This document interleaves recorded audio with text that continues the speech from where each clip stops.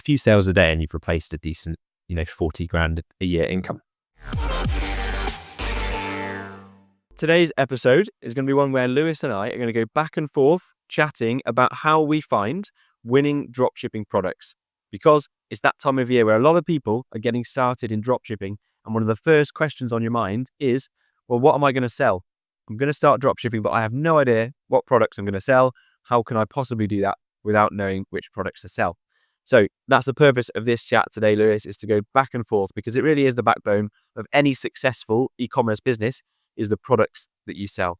And we have an exact method, an exact strategy that we go through every time that we want to find a new product to start selling online.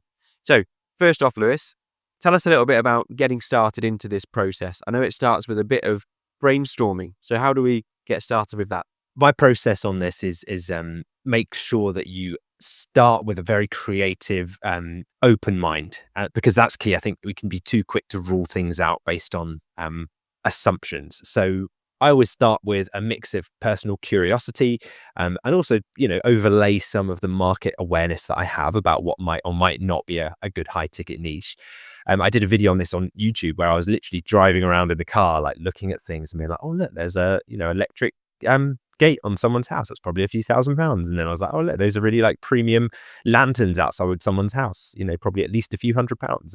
And when I first start brainstorming for dropshipping niche ideas, I remember like just walking around the high street shopping centers, just looking, and I call it wearing the niche research glasses, because it's literally like someone's given you kind of like these special X-ray super Terminator glasses that, overlay all the data and everything, and you're just seeing things, and you're like, I find I'm in conversations with like friends at bars, and I'm like, they're talking, and I'm looking above them at like the patio heater in the system, and like the the kitchen table, like the parasol umbrella thing that's in the middle, and like the kind of corporate seating they've got in the corner, and I'm just like, yep, that's probably a few hundred, that's probably a few thousand. Like, sorry, what were you saying again?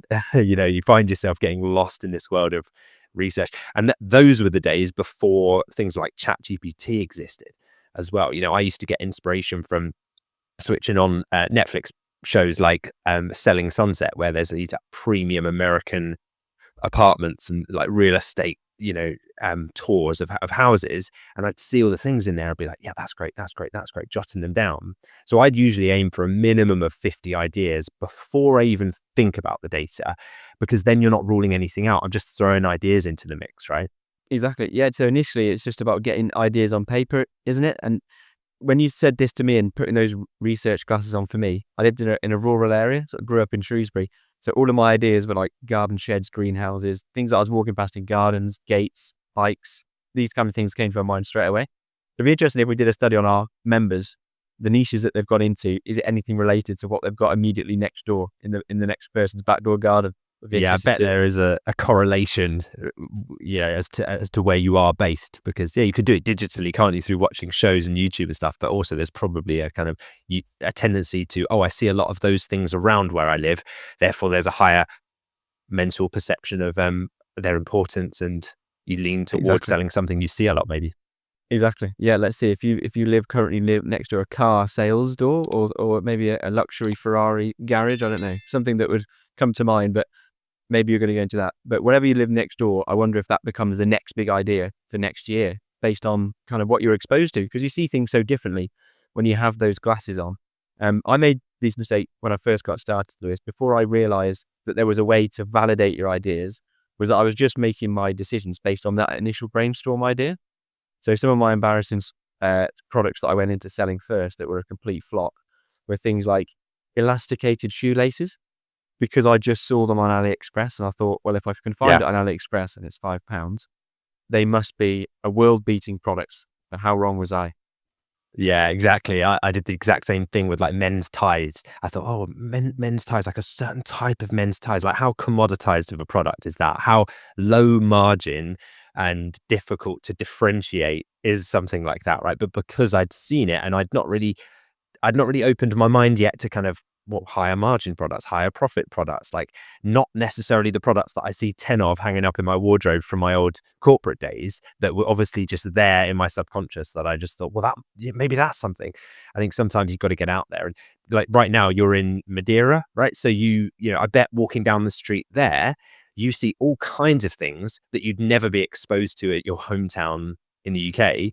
And therefore you'd see something and think, well, that's interesting. And I don't need to be surrounded by those items for them to be very in demand, profitable, available, and popular in the UK. But maybe there's just none of them in where I live, or I don't see them every day, because I'm not surrounded by whatever they are. So I think that's a really good exercise to do. And sometimes if you can't, I think the best way is get yourself in the environment physically, go and be there. Walk around, just open your mind, have a note open on your phone and jot down everything you see. But if you can't do that, the next best thing is probably watching some shows like that or go down the rabbit hole. And, it's fun homework, right? You get to just watch Netflix as your homework for building your business. Exactly. Or just get into new environments and start noticing things that you didn't notice before. Perhaps put yourself deliberately in more affluent areas as well, or watch these home tours, because that's going to give you a lot more high ticket ideas, which is where we come into choosing the products that we choose. It's all about over £300 minimum so that you've got the proper profit per order. When I was doing those shoelaces, Lewis, embarrassing to say, but I would sell them for like £25 and I could find them for like £5 on AliExpress. And it's only after I'd decided to start running ads to it and making videos about it that I realized they were actually very dull products and very difficult to sell. How does it work? How does an elasticated shoelace help my life? Well, there you go. It's the fact that you don't know it immediately is probably something that hindered me in getting that across to customers. Yeah. You weren't looking for it. You didn't care about it. Nobody cared about it, clearly. But I thought when I saw it, everyone's going to need to save that extra 30 seconds of tying their shoelaces. So you just don't have to tie it. It just kind of like kids' shoes where they're just it's a clip. Right. Yeah, okay. They're clips. You replace your laces with these elasticated ones that you buy from my store. Okay. But instead of tying them, you just click them. And they're elastic, so you can just pull them and clip it together, but it makes your shoe stay on without having to tie it. Fascinating. Genius, I know. And I thought that was going to be the thing. But without realizing, I only realized after I spent money on ads, hundreds of pounds on ads, built a website, spent weeks building it, to then realize there was no market. And that's the whole point of the niche validation that we do, isn't it? It's about finding the market before we build the store and start running ads. Yeah, I mean, we've all done it, right? There's no shame in it. I did exactly the same thing. You're pouring money in. I remember, I think we were on our honeymoon in I can't remember where on our honeymoon. No, it was actually when we got engaged. We were away in Mauritius on holiday. And I remember just running the Facebook ads on my phone at the time and just being like, we're going to set it live tonight. And it's going to go live. I'm going to start making some sales and seeing the, the spend just go up and up and up. And you're just like, why is no one converting? And the trouble is, even if they do convert, it's really disappointing because then you're like, oh, I hardly made any profit when I do all the calculations. And usually they're really disappointed in the long delivery times that it takes to get from China, or even if it's fast and it's like, oh, we can get it to you in 4 days because you got a supplier in Europe or something, it usually arrives and it's really underwhelming and you've massively oversold the product. And it's just difficult. But yeah, fascinating. Self-tying shoelaces. It's imagine if they take off, there'll be a whole generation of children that don't know how to tie their laces, which would be a strange world to live in. But maybe shoelaces are a thing of the past. Maybe they are. I mean, based on my sales experience, they look like they are. But if they take off, I'll be gutted. I'll have to claim something on this podcast that whoever watches this and goes into it.